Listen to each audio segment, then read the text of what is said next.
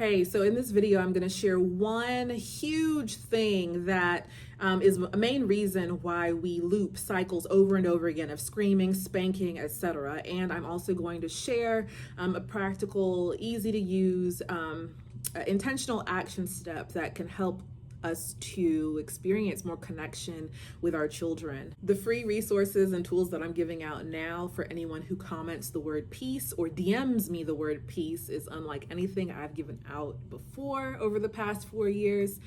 So if you want those, comment the word peace or direct message me the word peace and you will receive those.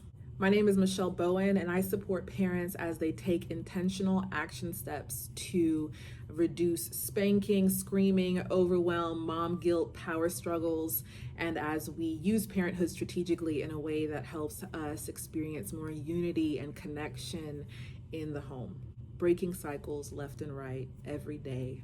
One of the main reasons in my experience that we continue to loop cycles over and over and over again of screaming, or if for you the pattern is spanking constantly, popping, it's what some people call it, when they just take their toddler's hand and go, or which can develop over time to spanking as the child gets older, or if it's been, chronic screaming, basically not being really able to go a week without screaming, or power struggles. One of the reasons why we can loop these cycles over and over and over again, no matter how many YouTube videos we watch, no matter how many books we read, no matter how many courses we take, how many coaches, mentors, etc. that we partner with, it's like, whoa, why am I still reacting this way, right? One of the main reasons that we do is because we don't really get to the root of it. And if we do get to the root of it, we don't remain consistent with the root. And what is the root of why I continue to scream and shift more into my hypermasculinity, using fear and force to get what I want from my child? What is the root? The more that I continue to define what's happening in my parenting experience or my child's behavior using the same definitions that those who came before me used, the more I suffer. The more that when my child has an attitude or a meltdown or a tantrum, when she was like 4 and 5, the more when I would say it's time to take a bath and she would melt down like it was the end of the world, the more I defined that situation as a problem, an issue, or that it's a reflection of me not being able to be in control, or that I'm a bad parent. The more I defined that the way that those who came before me defined it, the more I suffered. And the more that I continued to view anything in my parenting experience from the definitions that I was programmed and conditioned with based on what I experienced growing up, based on the way that those who came before me defined situations, scenarios, and children's behavior, the more I suffered. Why?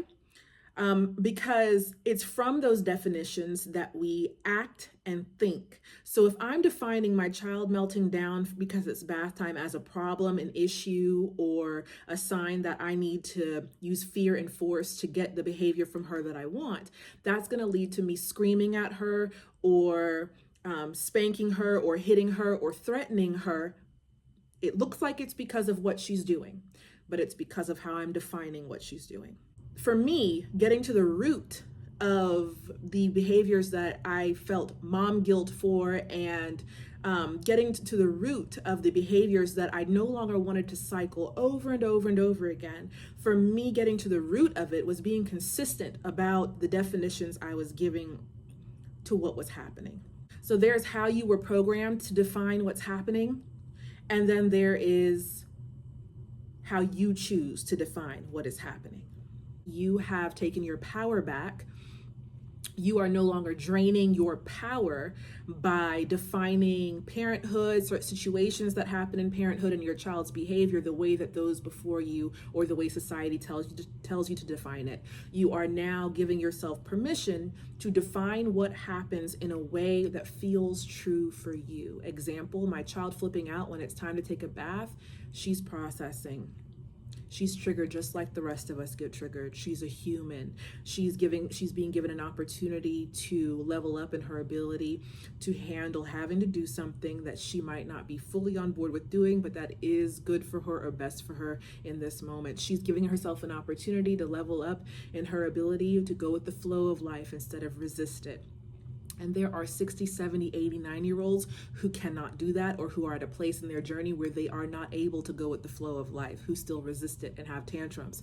So my child who's 4, 5, or 6, who's resisting life is not horrible or bad. I get to sit here, love her, send her love, and hold space for her as she processes her emotions, showing her through our example that it's okay and that unconditional love actually exists, and that her parents are not going to run away from her or treat her like she's an abomination because she is processing her emotions, right? So if I define it like that, I'm able to stay more in my peace and in compassion, right? And defining it like that feels more true for me.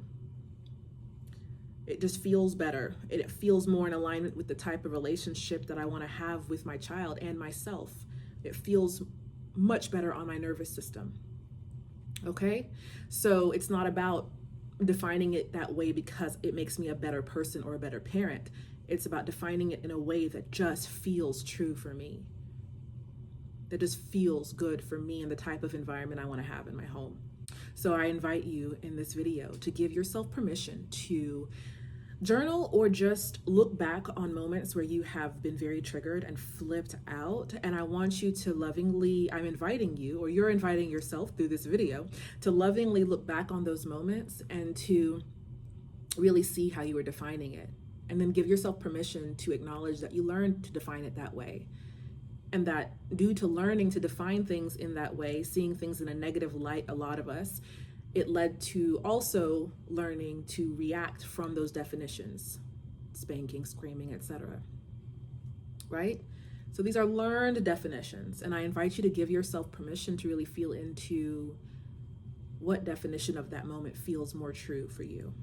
You'd be surprised how this, well, some of you won't be, but like collectively or generally speaking, you'd be surprised at how something as simple and practical and easy to do as a practice like that, even on just one instance that's occurred recently, can have a very healing and transformative effect on the rest of our day with our kids.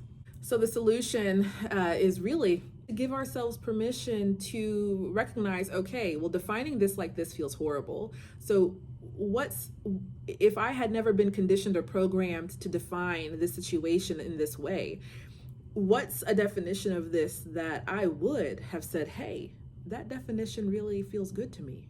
Like, what would it have been? What is the definition of this situation that really resonates?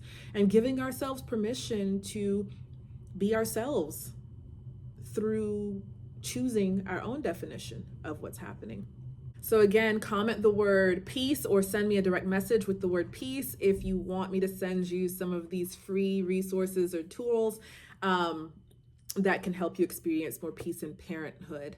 And yeah, continue having a good week.